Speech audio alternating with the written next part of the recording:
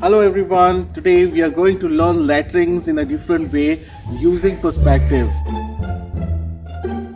We can use it for our birthday wishes, on our greeting cards, boards or backdrops or anything if we have to write the name or happy birthday.